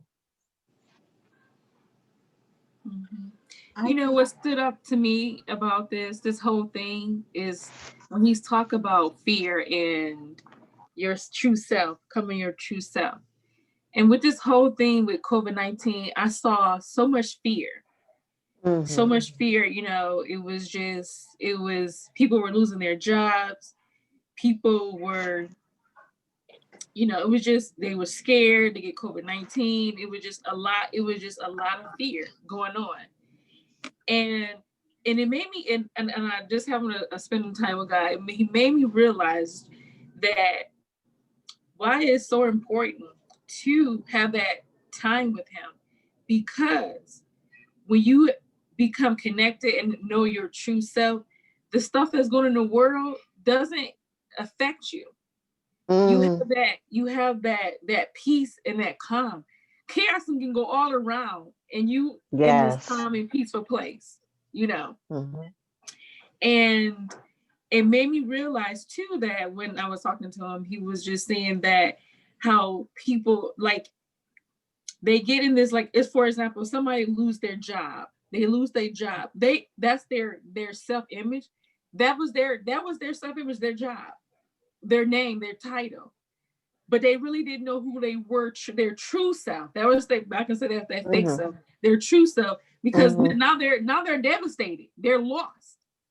They're totally lost. They don't know what to do. It's a sad story. A couple of years ago, a guy who lost his job at Ford, lost everything, and he committed suicide. And so you see that today, that people are so lost because they think that the money, the job title is who they are. It's who they truly are. It's not. That's just a title. That's not who you are. And so God made me realize, and I told somebody, I said, I would never tell anybody that they can't do nothing, because that's not my responsibility. That's not for me to tell somebody they can't do this. That's them to have a connection with God and tell them what they can do. So I just thought about that, and because so many people lost, business closed, and people they were just totally lost, And I said, God, I never want to be like that. Like that, if I was to lose my job and lose everything that I have, that I feel like, okay, now I just need to commit suicide. I'm just lost. I'm worthless now, because that's not who I am. The other stuff, that's just stuff. So I was just thinking about that, how it's important to not to put put that what you have or your title or how many people like you. That's fake. That's not your true self. And how you can get lost. People are already lost. How you can get lost when you lose everything. What happens if you lose everything? Do you think you know what I'm saying? You think you washed up? Do you? No, that's not who you are. So I was just thinking about that. That's that Job the Job syndrome. Now, Job, everybody knows the story of Job. He lost everything. Satan went to God and asked God's permission to mess with Job, take everything that he had. God allowed him to test Job. He said, "You can have everything that he has, but you cannot have his soul." He lost his children. His children died. His wife All of left him. his cattle, his wife left him, everything. And Job got sick boils all over his body. And his friends start to say to him, which weren't really his friends, because if they were his friends, they would have been praying for him and helping him through the situation. But instead they were like, "You had to sin, Job. What did you do? What did you do?" And all Job would say was, "I came into this world with nothing, I'll leave with nothing. Yet, though he slay me, yet will I trust him." Hallelujah. Oh my God. Oh, okay. And then God gave it all back to him because he was faithful. Yes. He was faithful. More. Exactly. More. You hear that, Danielle? You hear that? Faithful. He was faithful, and he increased it. That's right. Thank you. Don't glorify. I mean, that's just like me. My husband, he destroyed everything that I have. He destroyed all my stuff, everything, like everything. I had to start from scratch. And God let me know. He's like, "You know what? That's just stuff." He said everything. I love that how he says beauty for your ashes. He always do this. So that stuff, I'm like, I'm gonna get back more than I already had. So that's right. That's right. Amen. Thank you, Jesus. What I get from this first principle, I want to connect this one with the previous book that we read. And I read the introduction in chapter 1. Like I said before, I was struggling how to be silent. But what I see is that we are desiring to get to a place of pure potentiality. And that's where the key is. And it is my prayer that all of us will reach that point. Because without reaching that point, you are not going very far. Because once you get to that place and you commune with it, it says that you will unlock creativity. There will be no limits. What a beautiful place to be. But to get there, we are getting a map of getting there. And what is our biggest hindrance is that we do not know who we are. And this first chapter reveals the fears that we have. There are some of the things that hinder us to know who we really are. The turbulence of our internal dialogues. That's what stops us from being silent. You may be quiet, but you are not quiet, you are not silent. So you are not going to that place of pure potentiality. Amen. And one way to go past that is to practice non-judgmental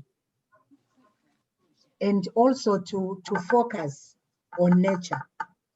Once you focus on nature, it will help you to silence your mind and to connect with the pure potentiality.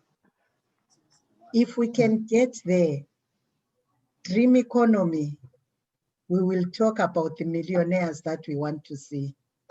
Yes. These are truths Amen, that Samuel. Amen. Let us not miss them. Amen, Samuel. Let us work hard on ourselves. I'm going to start trying to be silent. So that I can connect with that pure potentiality. How nice it will be, maybe 1 year down the line, for us to come and say, because of that, what I learned, this is where I am. That will be the mark of us of knowing that we did something that was worth it. Yes. Can we work on ourselves? I'm going to work on myself. I'm going to work on it. I'm truly working on myself. So I can Amen. connect with Still, that, amen. with that It's a potentiality. process. And It's a silence process. all the mitotes. I have just a comment. Go ahead, And Maria. change all the agreements. Yes. Oh yeah, definitely. Yeah. Focus on those agreements. Go ahead, Yeah. Maria. You wanted to say something? I was just saying that Oh, just these last 5 weeks I've been out for surgery, and this book has really helped me. I'm working on trying to be silent and working on myself. And I noticed that the more time that you spend with yourself, and I talk with a great aunt most often now, and she said, she mentioned this week to me, if you flee, she said, if you resist the devil, he'll flee from you. Because if you're always entertaining the devil or trying to explain something, you find yourself in further trouble, or you're having to explain more or talk more. And as a child, I remember my siblings. I have 8 brothers and sisters, and I was the one that I didn't get the most whippings, but I got the longest whipping because I was always trying to explain to my mom that I didn't do it. I was just with them. They was like, well, girl, if you just shut up, and stop trying to explain to mom, you won't get such a, a long whooping, So with that, if you just, like you said, mind your own business and find yourself in a place of silence and meditate, things will be better for you, long term. So that was just my little comment. About the devil so much. thank you, Veronica. Yes, yes. Good stuff. You're glad you're an adult now. I ain't got to get them whoopings, right? Right. Because Stephanie can relate to that, but mom. All right, so this brings us to the portion where we get to do our homework, right? So applying the law of pure potentiality. So this is what we have to do. We meet again tomorrow. I'll talk about that in a minute. So I will put the law of pure potentiality into effect by making a commitment to take the following steps. Number 1, I will get in touch with the field of pure potentiality by taking time each day to be silent, to just be.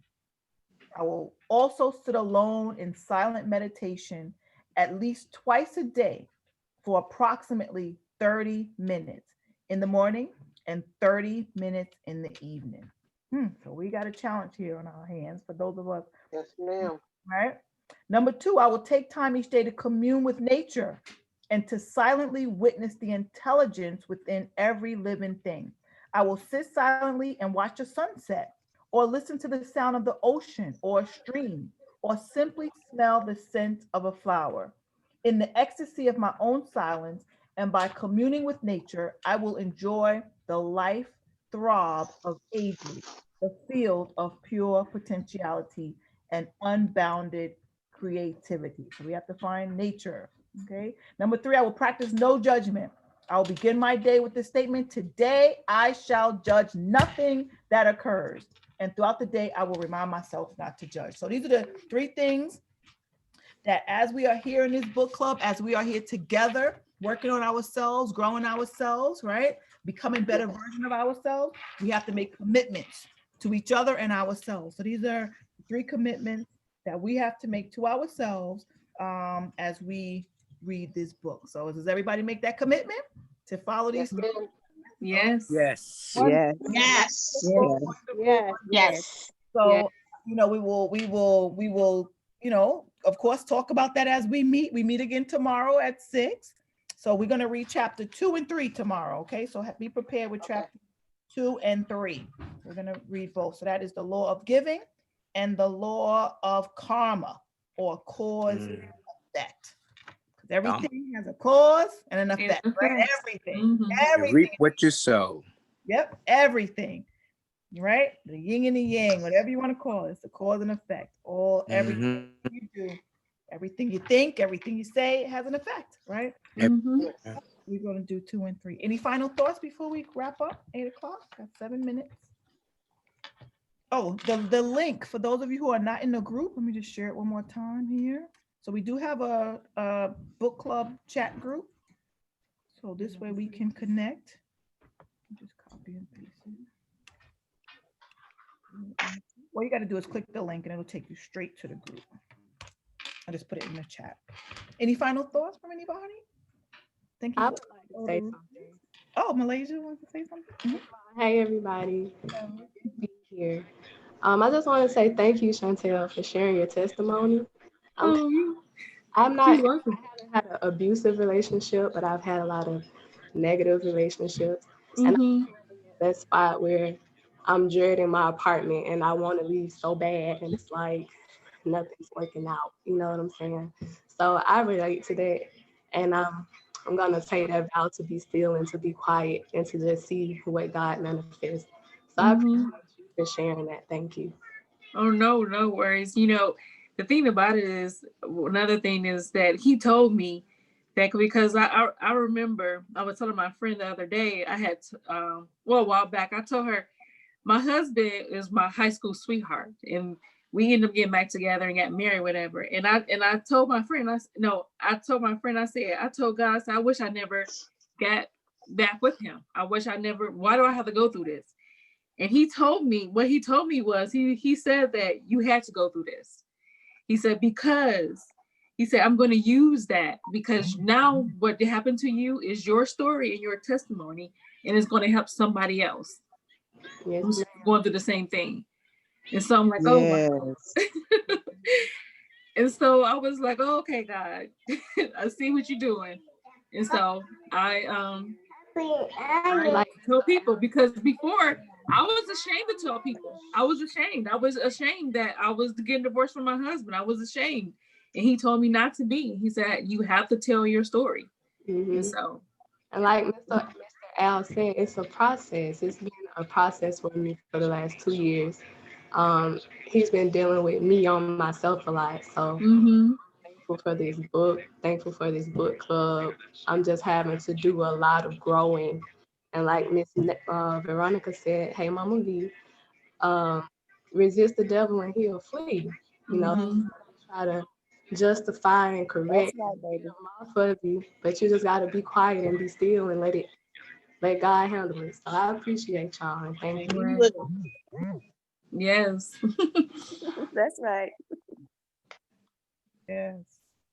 And Angel made a point for those of us in colder climes, you can commune with the plants. Okay.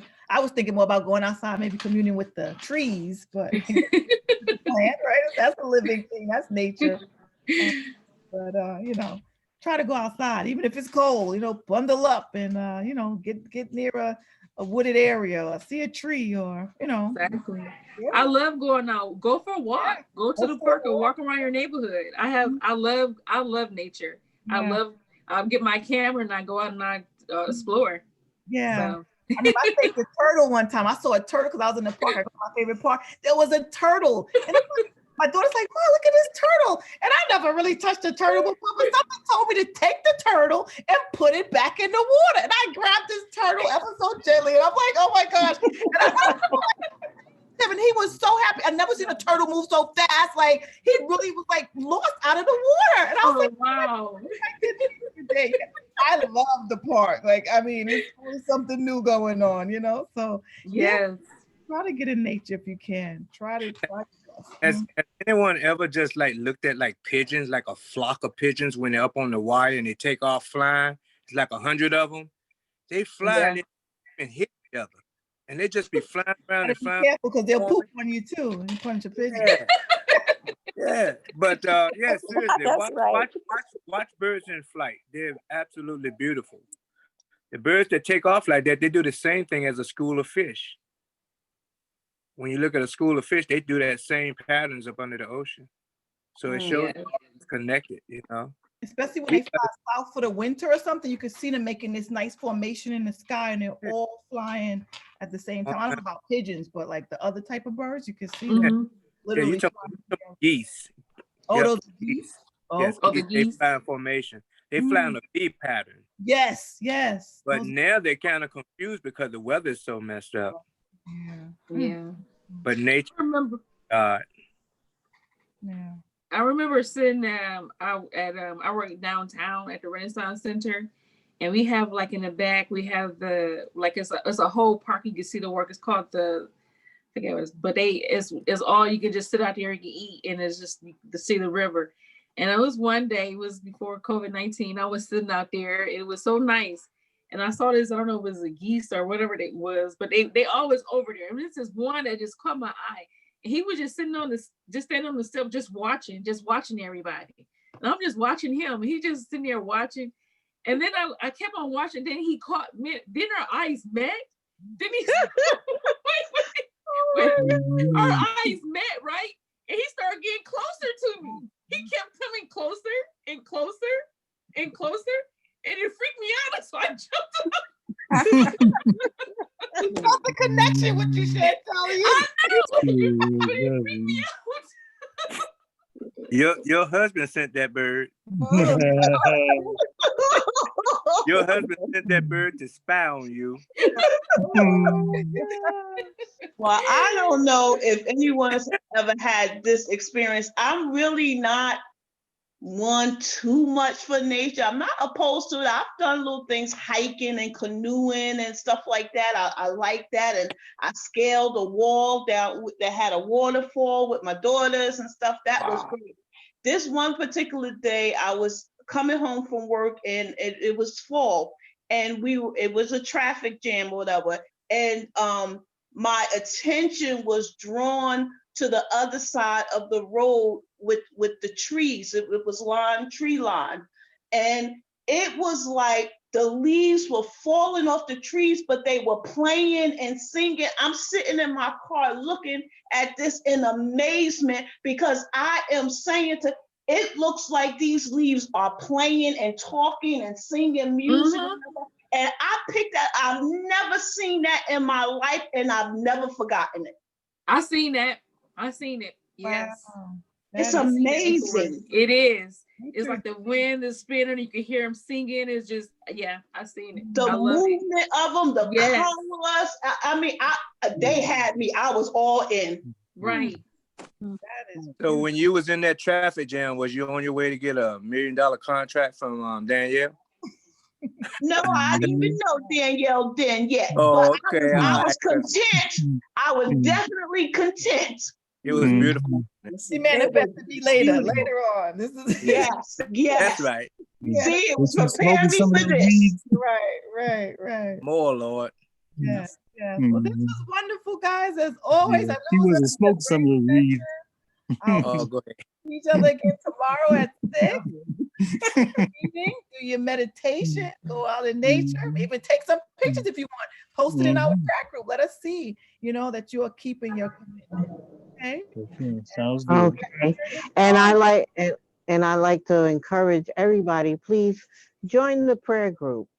The prayer group is really beautiful. Sundays at 5. So I'll post that link. It's not tomorrow, definitely on Sunday. So every Sunday at 5:00 p.m. Eastern Standard Time, we have a prayer group. So you're free to So pray. then, yeah, when we take pictures, you want to post it to this? Yeah, post it in our book club group. Yeah, okay. I'm gonna take some pictures tomorrow. Yeah. Oh Lord. Out in nature and things like Oh Lord, Al.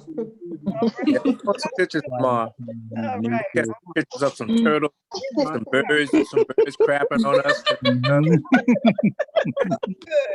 it on the Dream Team. People know what we're doing in the book club. We can post it on the Dream Team. No motion. Yeah, let them know that we are here doing things behind the scenes. Maybe they want to join. Absolutely. Oh, I've been talking to people. Good. I don't know. They're just scared. I don't know. Sessions are so beautiful. I mean, it encourages me. It really warms my heart every time we get together. So beautiful. All the clubs do for me. Yeah, it's great. I told them, all the books we've read, they all connect. It's like it's planner. That's on connection. All of them. I have another book, Danielle, for you to consider. It's called Call to Create. Okay. Check it out. Call to Create. Okay. I never heard of that one. Who is it by, Chantel? Let me see. Let me go into it. Is